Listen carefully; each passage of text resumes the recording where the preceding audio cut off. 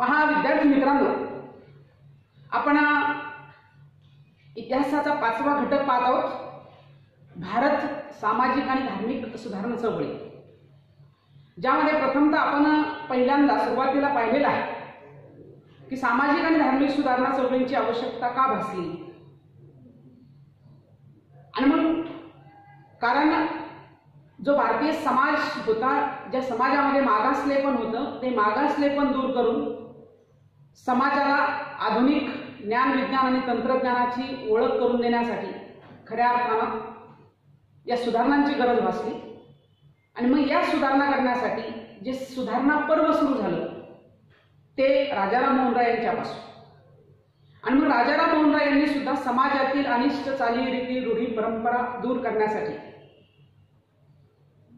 सुधारणा चळवळ त्या ठिकाणी हाती घेतली आणि ब्राह्मण समाजाच्या माध्यमातून, आत्मीय सभेच्या माध्यमातून त्यांनी समाज सुधारणा घडून आणली. त्यानंतर आपण दुसरा त्यातला मुद्दा पाहत होतो, धार्मिक सुधारणा चळवळ.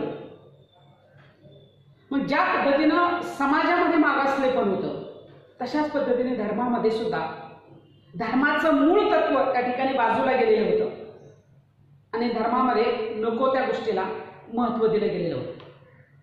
मग अशा परिस्थितीमध्ये धर्मातल्या सुद्धा अशा ज्या काही चालीरीती रूढी परंपरा आहेत, धर्माचं मूळ तत्व जे लोकांनी अंगीकारलं पाहिजे, यासाठी मग भारतामध्ये धार्मिक सुधारणा चळवळी सुरू झाली. आणि मग या धार्मिक सुधारणा चळवळी म्हणजे धर्मामध्ये सुधारणा करण्यासाठी मग वेगवेगळ्या प्रकारचे समाज स्थापन झाले, ज्याला आपण धार्मिक पंथ म्हणू शकतो.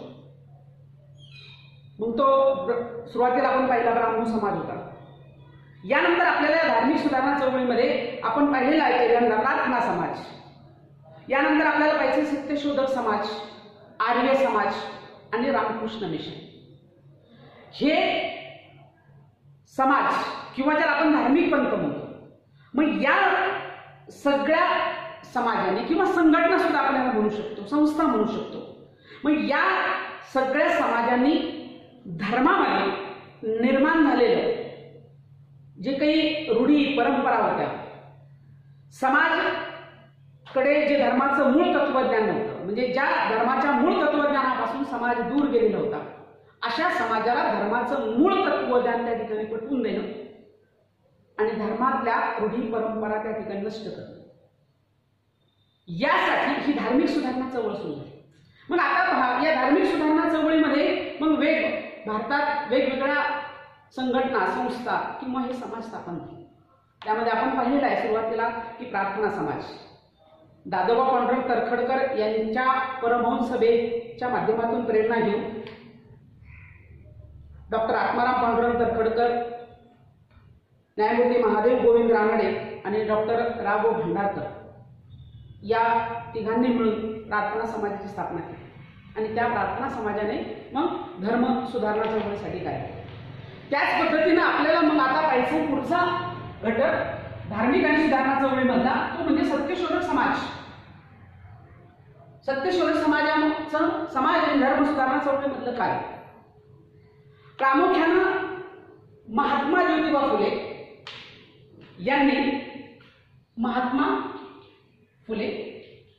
यांनी सन 1873 साली पुण्यामध्ये सत्यशोधक समाजाची स्थापना केली. आपल्या सर्वांना माहिती आहे की महात्मा फुले आणि त्यांच्या पत्नी सावित्रीबाई फुले यांचं समाज आणि धर्म सुधारणा चळवळीमध्ये विशेष करून स्त्री शिक्षणामध्ये अत्यंत महत्त्वाचं काम. मग आता महात्मा फुले यांनी पुण्यामध्ये 1873 साली ज्यावेळी सत्यशोधक समाजाची स्थापना केली,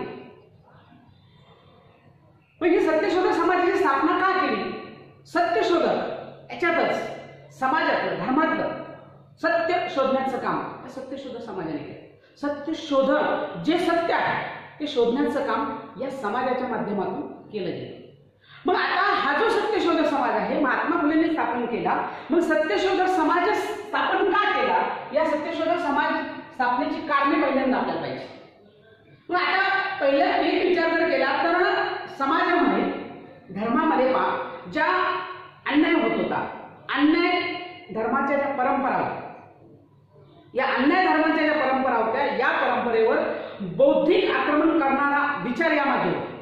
म्हणजे धर्मामध्ये धर्माची बाजू घेऊन किंवा धर्माच्या तत्वानं अनेक लोक समाजावर लोकांवर त्या ठिकाणी अन्याय करत होते.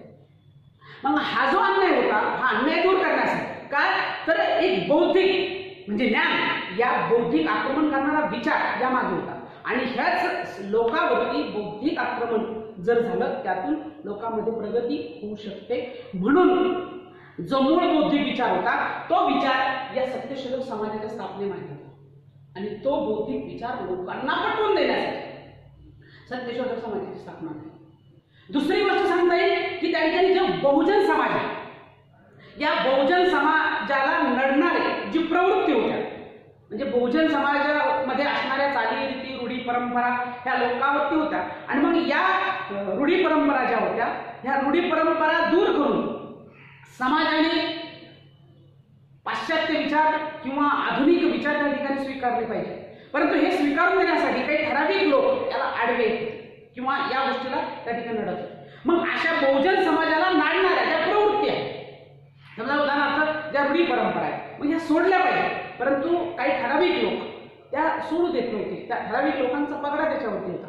मग अशा ह्या ज्या प्रवृत्ती आहेत या प्रवृत्तीवर त्या ठिकाणी प्रहार करणं म्हणजे या प्रवृत्ती दूर करणं यासाठी सत्यशोधक समाजाची स्थापना झाली.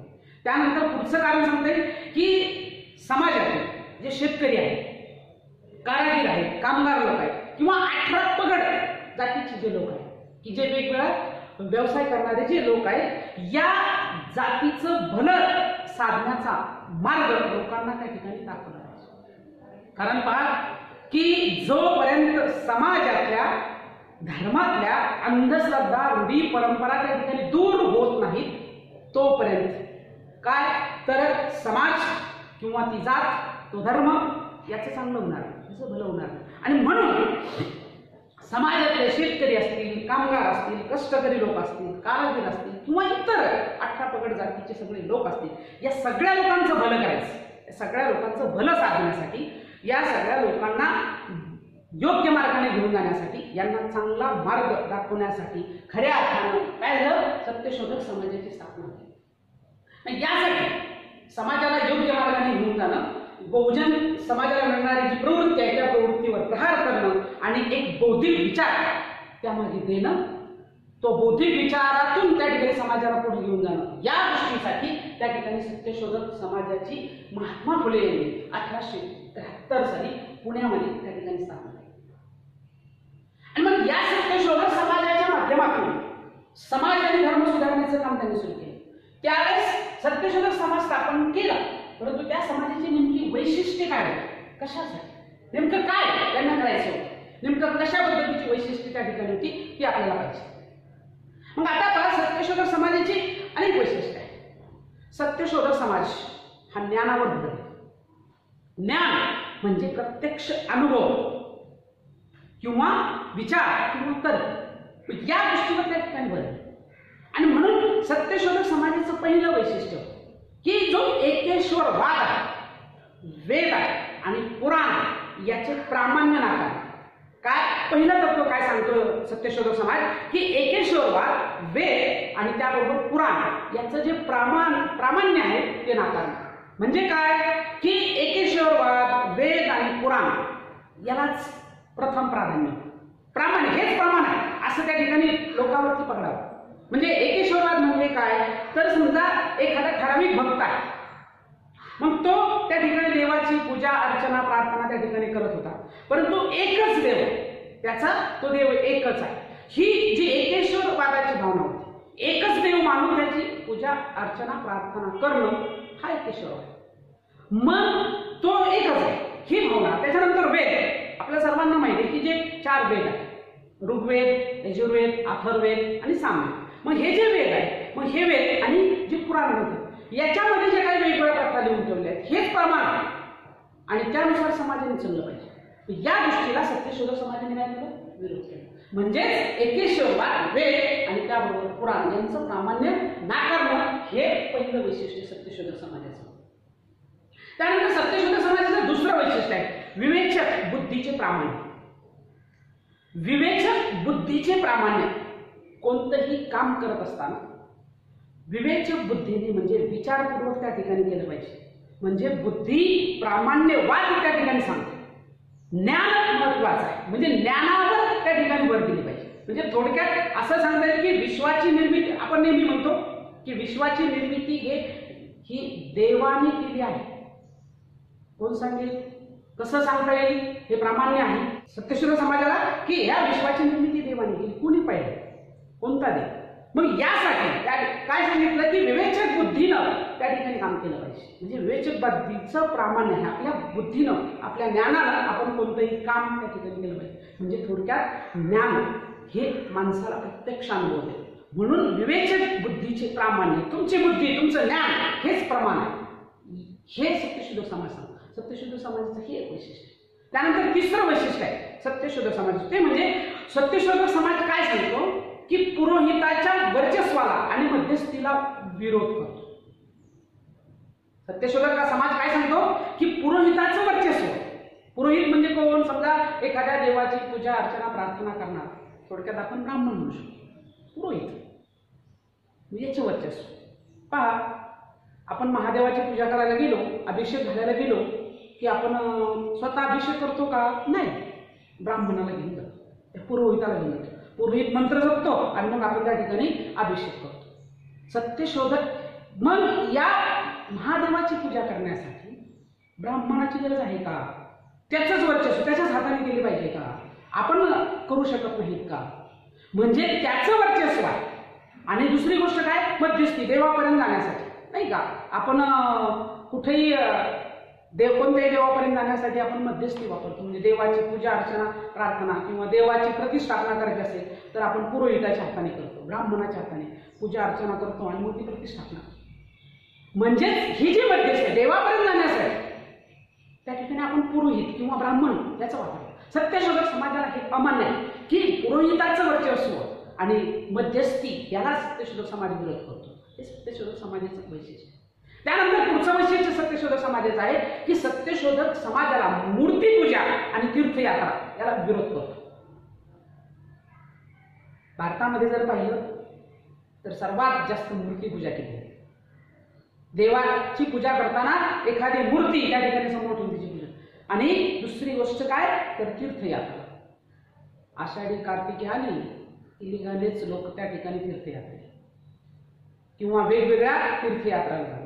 यातून काय साध्य होतं? सत्यशोधक समाज हा त्या ठिकाणी सत्य शोधण्याचं काम करतो. म्हणून मूर्तीपूजेला सत्यशोधक समाजाचा विरोध आहे आणि त्याचबरोबर त्या ठिकाणी तीर्थयात्रेला सुद्धा सत्यशोधक समाजाचा विरोध आहे. हे सत्यशोधक समाजाचं एक वैशिष्ट्य आहे. त्यानंतर एक पुढचं एक वैशिष्ट्य आहे सत्यशोधक समाजाचं. सत्यशोधक समाजाचा चमत्कारावर अविश्वास आणि परलोक कल्पनेला विरोध त्या ठिकाणी आहे. चमत्कारावर अविश्वास. एक आपण पाहतो अनेक लोक वेगवेगळ्या प्रकारचे चमत्कार करतात. एखाद्या बंधू बाबाकडे गेलं तो लिंबू फेकतो, लिंबू फेकलं की आजार गेला किंवा वेगवेगळ्या प्रकारचे चमत्कार दाखवले जातात. मग या चमत्कार याच्यावरती त्या ठिकाणी सत्यशोधक समाजाचा विश्वास नाही, अविश्वास. आणि दुसरी गोष्ट परलोक कल्पनेला गेलं. परलोक कल्पना म्हणजे काय की माणूस मृत्यूनंतर आपल्याकडे आहे पाप पुण्य ही संकल्पना. त्यानंतर मृत्यू झाल्यानंतर तो परलोकात जातो, मग स्वर्गात जातो. ही जी कल्पना कोणी पाहिजे की तो मेल्यानंतर कुठं जातो, स्वर्गात जातो का? अजून एक संकल्पना आहे. मग नेमकं ही जी परलोक कल्पना आहे या परलोक कल्पनेला सुद्धा काय सत्यशोधक समाज त्या ठिकाणी विरोध करतो. म्हणजेच सत्यशोधक समाजाची ही वैशिष्ट्य आहे की एकेश्वरवाद, वेद आणि पुराण याचं प्रामाण्य सत्यशोधक समाज नाकारतो.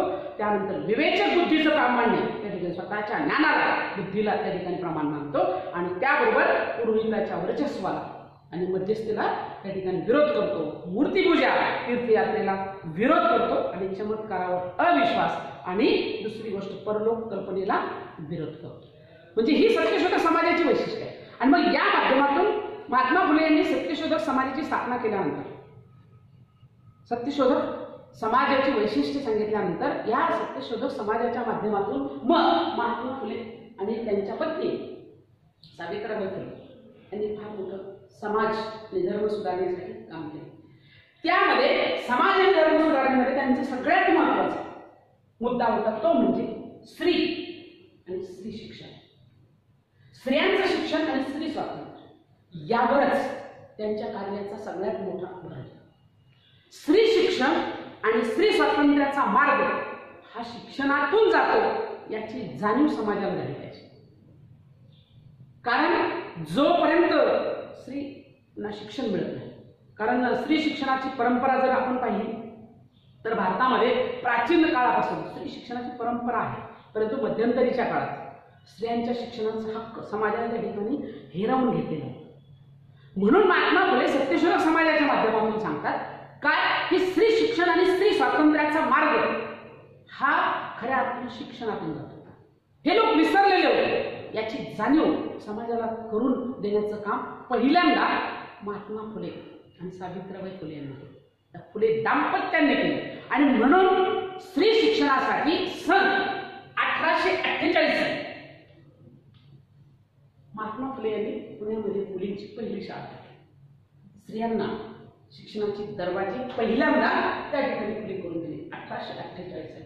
ही मुलींची पहिली शाळा त्यांनी टाकली आणि यातून स्त्री शिक्षणाच्या कार्याला त्या ठिकाणी सुरुवात केली. ह्या स्त्री शिक्षणाचं कार्य चालवत असताना महात्मा फुलेंना त्यांच्या सुविद्य पत्नी सावित्रीबाई फुले यांनी फार मोठी मोलाची साथ दिली. आपल्याला माहित आहे की समाजाचा किती विरोध होता, तो सगळा समाजाचा विरोध त्या ठिकाणी पत्करून तरी पण या स्त्रियांना स्वातंत्र्य जर द्यायचं असेल तर त्यासाठी त्यांना शिक्षण मिळालं पाहिजे ही विचारधारा त्यांच्याकडे आणि त्यातून स्त्री शिक्षणाला त्यांनी त्या ठिकाणी चालना दिली सत्यशोधक समाजाच्या माध्यमातून. आणि मग याच माध्यमातून पुढे स्त्री शिक्षणाचं कार्य, या फुले दाम्पत्याचं स्त्री शिक्षणाचं कार्य पुढे पंडिता रमाबाई रानडे यांनी सुद्धा चालवलं. यांनी सुद्धा स्त्री शिक्षण त्या ठिकाणी चालवलं. आर्य महिला समाजाच्या माध्यमातून त्या ठिकाणी स्त्री शिक्षणाला पुढे चालना दिली. त्याबरोबर महात्मा फुलेंचं फक्त शिक्षणाबाबतच काम नव्हतं, तर अस्पृश्य उद्धार सुद्धा महात्मा फुलेंनी कार्य केलेलं आहे. आणि मग हे महात्मा फुले जे अस्पृश्य उद्धाराचं काम करत होते किंवा समाज सुधारणेचं काम करत होते, हे महात्मा फुलेंचं कार्य पुढे दोन व्यक्तींनी त्या ठिकाणी चालवलं. एक गोपाळबाबा वलंगकर आणि दुसरा शिवराम जानबा कांबळे यांनी हे कार्य पुढे चालवलं. मग समाजामध्ये हे कार्य पुढे नेत असताना गोपाळबाबा वलंगकर यांनी काय एक पुस्तक लिहिलं, एक ग्रंथ लिहिला, विटाळ विध्वंसन नावाचं. विटाळ विध्वंसन नावाचं एक पुस्तक किंवा ग्रंथ लिहिला आणि या पुस्तकातून त्यांनी अस्पृश्यतेवर टीका केली. तर त्याचबरोबर शिवराम जानबा कांबळे यांनी काय केलं तर समाजामध्ये धर्मामध्ये की वेगवेगळ्या प्रकारचे लोक होते, समजा नाही का मुरळी नाही का खंडोबाच्या याच्यामध्ये ती सोडली जाते मुरळी, किंवा जो जागरण गोंधळाचा कार्यक्रम केला जातो त्याच्यामध्ये ती असते पहा मुरळी असेल किंवा जोगतिनी असेल, त्याचबरोबर देवदासी असेल. समाजामध्ये ह्या लोकांच्या सगळ्यात मोठ्या प्रथा होत्या, यांचे फार मोठे प्रश्न होते. कोणतेही म्हणजे मुरळी असेल, जोगतिनी असेल, देवदासी असेल, म्हणजे त्या जागरण गोंधळामध्ये ती जी काम करणारी स्त्री होती ती मुरळी, त्यांचे अनेक प्रश्न होते. जोगतिनी म्हणजे काय, भिक्षा मागणारे लोक म्हणजे जोगड, जे देवीचे उपासक त्यांना मानलं जातं.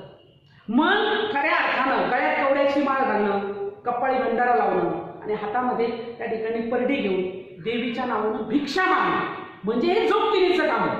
विशेष करून काय तर देवीचे जे वार आहेत, समजा मंगळवार, शुक्रवार या दिवशी भिक्षा किंवा नवरात्र यामध्ये त्या ठिकाणी भिक्षा मागणं किंवा त्याला आपण जोगवा मागणं असं म्हणतो. मग हे काम कोण करत होतं, ही जोगतिनी करते. अशा लोक किंवा देवदासी, एखादी मुलगी जन्मली, आपल्याकडे नवस करण्याची प्रथा आहे आणि मग मूल होत नसेल किंवा फार कालावधीनंतर मूल जन्माला झालं तर लोक नवस करत होते की जे जन्माला येईल त्या ठिकाणी ते देवाला सोडलं जाईल किंवा देवदासी म्हणून सोडलं जाईल. मग अशा मुलींना देवदासी म्हणून सोडलं. मग अशा की हे जे लोक होते ह्याच्या स्त्रिया होत्या, यांचे फार मोठे प्रश्न होते. या प्रश्नाकडे समाजाचं लक्ष वेधण्याचं काम शिवराम जानबा कांबळे यांनी केलं. तर विटाळ विध्वंसन या पुस्तकातून अस्पृश्यतेवर टीका करण्याचं काम गोपाळबाबा वलंगकर म्हणजे सत्यशोधक समाजाच्या माध्यमातून जे महात्मा फुलेंनी काम चालू केलेलं होतं, समाज आणि धर्म सुधारणा चळवळीमध्ये ते फुले दाम्पत्याचं कार्य पुढे या दोन लोकांनी त्या ठिकाणी चालवलं आणि यातूनच खऱ्या अर्थाने काय भारतामध्ये सामाजिक आणि धार्मिक सुधारणा चळवळ घडवून आणण्याचं काम या सत्यशोधक समाजाने केलेलं दिसून येतं. हे आहे या सामाजिक धार्मिक सुधारणा चळवळीमधलं सत्यशोधक समाजाचं कार्य.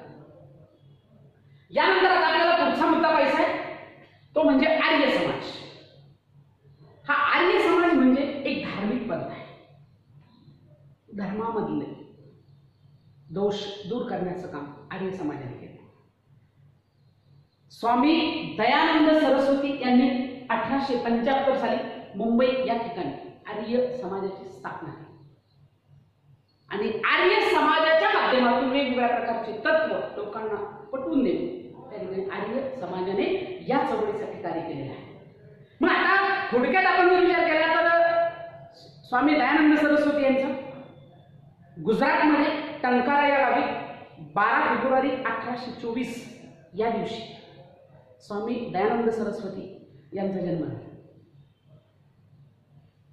पुराण वेद यासारख्या ग्रंथाचा अभ्यास केल्यानंतर, वेदाचा सखोल अभ्यास केल्यानंतर खऱ्या अर्थानं समाज आणि धर्म जागृतीसाठी, सामाजिक आणि धार्मिक सुधारणा चळवळीसाठी स्वामी दयानंद सरस्वती यांनी मुंबईमध्ये 1875 ला आर्य समाजाची स्थापना.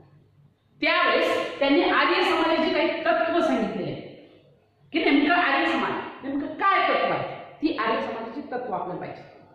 आर्य समाजाचं पहिलं तत्व आहे ते म्हणजे वेदांना पवित्र ग्रंथ मानलेला आहे.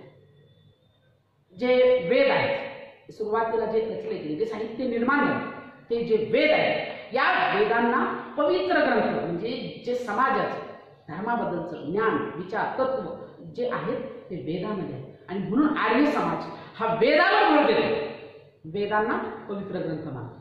म्हणून आर्य समाज सांगतो की प्रत्येकाने वेदाचं पठण पूजा अर्चना त्या ठिकाणी केली पाहिजे. वेद आत्मसात वेदातलं ज्ञान जाणून घेतलं पाहिजे.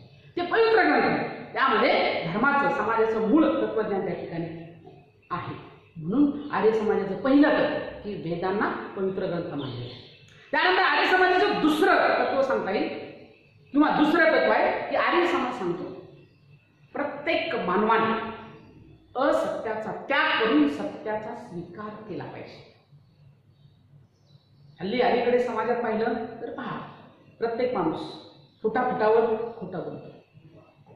असत्य स्वीकार, सत्य स्वीकारायला लोक तयार नाही. परंतु आर्य समाजाचं तत्व काय आहे, आर्य समाज काय सांगतो की मानवाने असत्याचा त्याग केला पाहिजे आणि सत्याचा स्वीकार केला पाहिजे.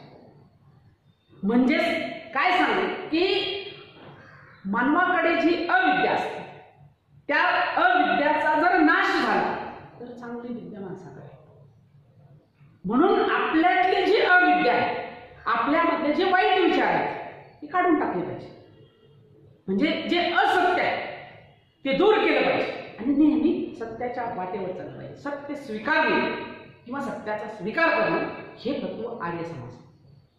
त्यानंतर तिसरं तत्व आर्य समाज सांगतो की प्रत्येक मानवाने सद्गुणाचे संगोपन आणि संवर्धन करणं गरजेचं आहे. सद्गुणाचं संगोपन आणि संवर्धन केलं पाहिजे. म्हणजे जीवन जगताना मानवाने त्या ठिकाणी चांगली तत्व सद्गुण म्हणजे चांगले गुण त्या ठिकाणी जोपासले. तुमचा उदाहरणार्थ पहा, मानवता हा गुण आपल्या अंगी असला पाहिजे. दुसऱ्याचे हित पाहण्याचं धोरण आपल्या अंगी असलं पाहिजे. परंतु आपल्याकडे काय आहे, सद्गुण दुसऱ्याचं वाईट व्हावं आणि माझं चांगलं, याला सद्गुण म्हणता येईल का? नाही. दुसऱ्याचं हित त्या ठिकाणी पाहिजे पाहिजे. मानवता या गोष्टी कळल्या पाहिजे. न्याय असला पाहिजे, न्यायाच्या वाटेवर चाललं पाहिजे. आपल्याकडे संयम असला पाहिजे. आपल्याला पटकन राग संयम नसतो. म्हणजेच हे संयम असला पाहिजे. हा सद्गुण आहे. म्हणजे जे जे चांगले विचार आहेत चांगले गुण आहेत त्याचं संगोपन आणि संवर्धन मानवाने केलं पाहिजे. हे तत्व त्या ठिकाणी आर्य समाज आणि याच तत्वावर भर देऊन मग पुढे आर्य समाजाने समाजाच्या अनिष्ट चाली रीती रूढी परंपरा दूर करण्यासाठी त्या ठिकाणी कार्य केले. ते आपल्याला पाहिजे आर्य समाजाचं कार्य नेमकं काय. मग आता आर्य समाजाने त्या ठिकाणी पहिली गोष्ट जातीभेद दूर करण्याचं काम केलं. आपण पाहतो की वेगवेगळ्या प्रकारच्या आपल्याकडे जाती आहेत, अनेक जाती आहेत. या जातीमध्ये फार मोठी दरी आहे. जातीभेद ही जात उच्च आणि ती कनिष्ठ, उच्च आणि नीच, श्रेष्ठ आणि कनिष्ठ ही जातीवाद त्या ठिकाणी चालू आहे, जातीभेद चालू. म्हणून आर्य समाजाने पहिलं कार्य, आर्य समाजाने जातीभेद अमान्य केला. सगळ्या जाती समान आहेत, सर्व जातींना समान हक्काने अधिकार आहे. कोणतीही जात कनिष्ठ नाही किंवा कोणतीही जात श्रेष्ठ नाही. म्हणजे जातीभेद करणं हेच मुळात आर्य समाजाला मान्य आहे. आणि म्हणून जातीभेद दूर करण्यासाठी त्या ठिकाणी आर्य समाजाने फार मोठं कार्य केलं. जातीभेद त्या ठिकाणी अमान्य केलं. त्यानंतर दुसरी गोष्ट, आर्य समाजाने स्त्री शिक्षणाचा पुरस्कार केला. म्हणजे स्त्री शिक्षणासाठी काय पहा, महात्मा फुलेंचं कार्य पुढे रमाबाई रानडे आणि पंडिता रमाबाई यांनी ज्यावेळेस चालवलं त्यावेळेस त्यांनी आर्य महिला समाजाची स्थापना केली होती. मग आर्य महिला समाजाच्या माध्यमातून सुद्धा स्त्री शिक्षणाचं कार्य त्या ठिकाणी पुढे चाललं. स्त्री शिक्षणाचा पुरस्कार केला. कारण आर्य समाजाचा मूळ तत्व किंवा विचार होता काय की स्त्री शिक्षण हेच खऱ्या अर्थानं समाजाच्या समृद्धीचा आणि प्रगतीचा मापदंड आहे. आपण नेहमी म्हणतो किंवा जाहिरात ऐकतो पहा की स्त्री शिक्षणाबद्दल की शिकलेली आई घर पुढे नेते. कुटुंबामध्ये जर आई सुशिक्षित असेल, शिकलेली असेल तर निश्चितच त्या कुटुंबाची प्रगती होते. आर्य समाज सुद्धा तेच सांगतो काय की स्त्री शिक्षण हे महत्वाचं आहे. का महत्वाचं आहे तर समाजाच्या समृद्धीचा आणि प्रगतीचा तो मापदंड आहे. समाजाची प्रगती करायची असेल, समाजाची समृद्धी करायची असेल तर स्त्रीला शिक्षण दिलंच पाहिजे, स्त्री शिकलीच पाहिजे. आणि म्हणून तो समाज प्रगतीचा एक मापदंड आहे, समृद्धीचा मापदंड आहे. आणि म्हणून त्या ठिकाणी आर्य समाजाने काय केलं, स्त्री शिक्षणाचा पुरस्कार आहे. त्यानंतर पुढचं कार्य आर्य समाजाचं आहे की समाजातल्या ज्या विविध प्रथा होत्या त्या प्रथेला विरोध करून काही चांगल्या प्रथेचा पुरस्कार केला. उदाहरणार्थ पहा, विधवा पुनर्विवाहाला चालना दिली. म्हणजे विधवांची जी समस्या होती त्या विधवा स्त्रीला पुनर्विवाह, दुसऱ्यांदा विवाह करता आला, तो पुनर्विवाह आणि त्याचबरोबर मिश्र विवाह या दोन प्रथेचा पुरस्कार केला. आणि त्याबरोबर आर्य समाजाने सगळ्यात महत्वाचं म्हणजे एक शुद्धीकरण चळवळ त्या ठिकाणी चालवली. शुद्धीकरण चळवळ म्हणजे काय तर बऱ्याच लोकांना आपला मूळ धर्म त्या ठिकाणी सोडून इतर धर्मात जावं लागलं. मध्यंतरी अनेकांना धर्मांतर करावं लागलं. मग आपला मूळ धर्म सोडून दुसऱ्या धर्मामध्ये जे गेलेले लोक होते त्या लोकांना पुन्हा आपल्या मूळ धर्मात येण्यासाठी धर्मातील लोकांनी त्यांचे दरवाजे बंद केलेले होते. मग अशा लोकांना पुन्हा त्यांच्या धर्मात गेल्यासाठी शुद्धीकरण करून त्या लोकांना आपल्या मूळ धर्मात म्हणजे हिंदू धर्मात घेण्याचं काम हे आर्य समाजाने केलं. त्यासाठी त्यांनी शुद्धीकरण चालवलं की शुद्ध केले, त्यांच्यावरती पूजा अर्चना प्रार्थना करून समजा हो भावन करून त्यांना पुन्हा त्यांच्या मूळ धर्मात पदार्पण करण्यासाठी हे शुद्धीकरण चळवळ या आर्य समाजाने त्या ठिकाणी चालवली दिसून येते. म्हणजे ते काम केलेलं आहे. आणि त्यातून त्यांनी या गोष्टीला चालना दिली. म्हणजे काय केलं तर विधवा पुनर्विवाह, मिश्र विवाह या गोष्टीचा पुरस्कार केला आणि त्याबरोबर शुद्धीकरण चळवळ या गोष्टीला आर्य समाजाने फार मोठी चालना दिलेली दिसून येते. हे आर्य समाजाचं काम आहे. आणि त्यानंतर आर्य समाजाचं अजून एक शेवटचं कार्य ते म्हणजे शैक्षणिक कार्य. स्त्री शिक्षणाचा पुरस्कार तर केलाच, परंतु समाजाला शिक्षण देण्यासाठी स्वामी दयानंद सरस्वती यांनी काय उच्च शिक्षण देण्यासाठी, वेदाचं शिक्षण देण्यासाठी आर्य समाजाच्या माध्यमातून स्वामी दयानंद सरस्वती यांनी दयानंद ॲग्लो वैदिक स्कूल ची स्थापना केली. दयानंद ॲग्लो वैदिक स्कूलची स्थापना त्या ठिकाणी केली. आणि या दयानंद ॲग्लो वैदिक स्कूलच्या माध्यमातून त्यांनी आधुनिक ज्ञान, विज्ञान, तंत्रज्ञान या ज्ञानाबरोबरच वेदाचं शिक्षण सुद्धा समाजासाठी खुलं करून दिलं, समाज देण्यास त्या ठिकाणी सुरुवात केली.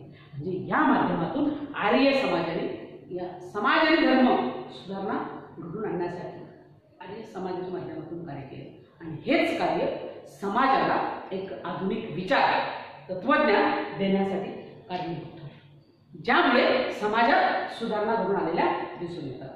हा आहे आर्य समाजाचा कार्य. त्यानंतर आपण पुढच्या मुद्द्याकडे जाणार आहोत. म्हणजे पुढचा समाज आहे, पुढची संघटना आहे ती म्हणजे रामकृष्ण मिशन. रामकृष्ण मिशन याचं कार्य आपल्याला पाहिजे. याच स्वामी विवेकानंद यांनी 1897 साली रामकृष्ण मिशनची स्थापना केली. का केली? तर स्वामी विवेकानंद म्हणजे नरेंद्र विश्वनाथ दत्त 12 जानेवारी 1863 साली स्वामी विवेकानंद म्हणजे नरेंद्रचा जन्म झाला. नरेंद्र विश्वनाथ दत्त. पुढील काळामध्ये त्यांचे गुरु रामकृष्ण परमहंस यांची भेट झाल्यानंतर त्यांच्याकडून त्यांनी ज्ञान संपादन केल्यानंतर पुढे ते स्वामी विवेकानंद या नावाने ओळखले जातात. मग या स्वामी विवेकानंद यांनी 1897 साली रामकृष्ण मिशनची स्थापना का केली? तर आपले जे गुरु आहेत रामकृष्ण परमहंस यांचे विवेकानंद शिष्य होते.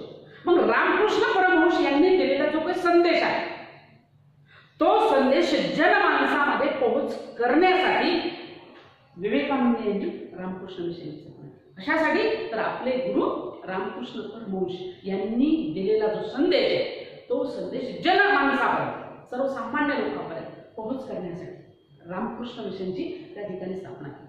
आणि मग या रामकृष्ण मिशनच्या माध्यमातून स्वामी विवेकानंद यांनी किंवा रामकृष्ण मिशन अनेक लोकोपयोगी काम केले.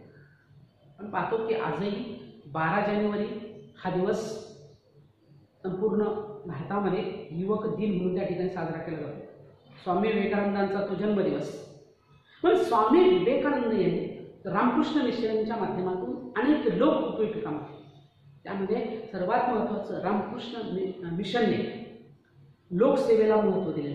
लोकसेवेचं कार्य, लोकांची सेवा करण्याचं कार्य याला महत्त्व दिलं होतं. त्याचबरोबर लोकांची सेवा करत असताना पहा की आपल्याकडे अनेक नैसर्गिक कारण येतात. नैसर्गिक कारणाने समाजाची प्रचंड हानी होते. समजा उदाहरणार्थ दुष्काळ पडतो. मग जे दुष्काळग्रस्त लोक आहेत या दुष्काळग्रस्त लोकांना किंवा मोठ्या प्रमाणात मदत करणं. जे आजारी लोक आहेत या आजारी लोकांना औषध उपचारासाठी मदत करणं, त्यांच्यावरती औषध उपचार करणं. दीनदुबळे जे लोक आहेत दीनदुबळ्यांची सेवा करणं, स्त्री शिक्षणाचा पुरस्कार करणं आणि त्याचबरोबर आध्यात्मिक उन्नती इत्यादी क्षेत्रामध्ये भरीव कार्य रामकृष्ण मिशनच्या माध्यमातून स्वामी विवेकानंद यांनी काय केलं? तर पहिल्यांदा लोकसेवेच्या कार्याला महत्त्व देऊन लोकसेवा हीच ईश्वर सेवा व्हावी.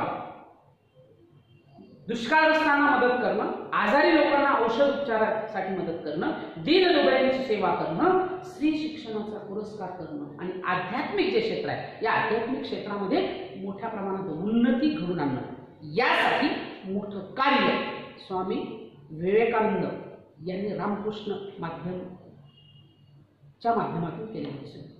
एवढंच नव्हे तर आपल्याला सर्वांना माहिती की स्वामी विवेकानंद यांनी भारतीय तरुणांना फार मोठा संदेश दिलेला आहे. उठा, जागे व्हा आणि ध्येय प्राप्त होईपर्यंत थांबू नका. सर्व विद्यार्थ्यांना पहा, तुम्ही सुद्धा याचा सखोल विचार केला पाहिजे. तुम्ही सुद्धा उठा, जागे व्हा. कारण तुमच्या समोर सध्याचं तुमचं जे ध्येय आहे ते ध्येय पूर्ण जोपर्यंत होत नाही तोपर्यंत तुम्ही सुद्धा थांबायचं आहे. स्वामी विवेकानंद तरुणांना हा संदेश देतात की अरे उठा, जागे व्हा आणि तुमचं जे ध्येय तुम्ही ठरवलेलं आहे ते ध्येय प्राप्त होईपर्यंत थांबू नका. तुम्ही सुद्धा सर्वांनी स्वतःचं ध्येय ठरवलं पाहिजे. ठरवलेलं असेल, ज्यांनी ठरवलं नसेल त्यांनी ठरवा आणि ते ध्येय प्राप्त होईपर्यंत तुम्ही थांबू नका.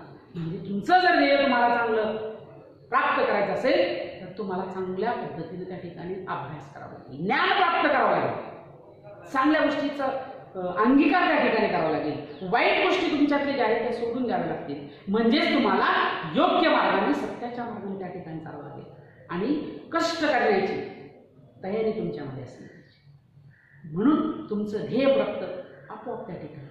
म्हणून विवेकानंद सांगतात की जोपर्यंत तुमचं ध्येय पूर्ण होत नाही तोपर्यंत तुम्ही थांबू नका. जो थांबला तो सांगतो. म्हणून मित्रांनो, तुम्ही सुद्धा थांबू नका. तुम्ही सुद्धा योग्य मार्गाने जास्तीत जास्त अभ्यास करून तुमचं ध्येय जे आहे त्या ध्येयापर्यंत जाण्याचा प्रयत्न तुम्ही करा. कारण ज्यावेळेस कोणताही माणूस ठरवतो, कारण पहा कोणती गोष्ट कोणतं काम जर करायचं असेल तर ते काम अगोदर ठरलं पाहिजे. मला अभ्यास करायचा आहे हे कधी तुमच्या मनात अगोदर ठरलं पाहिजे. नुसतं म्हणून चालणार नाही, ते मनात ठरलं पाहिजे की नाही आज मला ठरलेला अभ्यास पूर्ण करायचा. जेव्हा तुम्ही ते ठरवाल तेव्हा ते पूर्णत्वास जाईल. आणि म्हणून प्रत्येक माणसाने पहिल्यांदा ठरवलं पाहिजे, त्याचं प्लॅनिंग आपल्याकडे असलं पाहिजे. मग हेच विचार, हे तत्व, हाच संदेश रामकृष्ण मिशनच्या माध्यमातून स्वामी विवेकानंद यांनी आमच्या भारतीय तरुणांना दिला आणि अनेक झोपलेल्या तरुणांना जागृत करण्याचं काम त्यांनी केलं. म्हणून त्यांचा जन्मदिवस 12 जानेवारी हा आपण आजही युवक दिन म्हणून मोठ्या उत्साहाने त्या ठिकाणी साजरा करतो.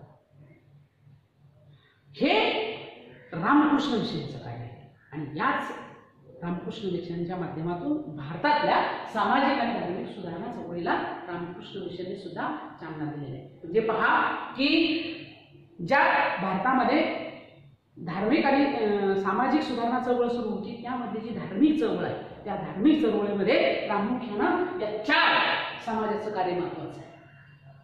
प्रार्थना समाज, सत्यशोधक समाज, आर्य समाज आणि रामकृष्ण मिशन यांनी ही धार्मिक सुधारणा चळवळ चालवली आणि धर्मामध्ये निर्माण झालेली बेबंदशाही, धर्मामध्ये निर्माण झालेल्या वेगवेगळ्या प्रथा, धर्मामध्ये असलेल्या रूढी परंपरा ह्या दूर करून धर्माला एक चांगले विचार देण्याचं काम, योग्य धर्माचं मूळ तत्वज्ञान लोकांमध्ये रुजवण्याचं काम या सगळ्या समाजाने त्या ठिकाणी केलं. आणि म्हणूनच भारतामध्ये 21व्या शतकामध्ये सामाजिक आणि धार्मिक सुधारणा चळवळ घडून आलेली दिसून. यानंतर पुढचा मुद्दा आहे धार्मिक सुधारणा चळवळीनंतर समाज सुधारकांचं कार्य त्या ठिकाणी आपल्याला पाहिजे.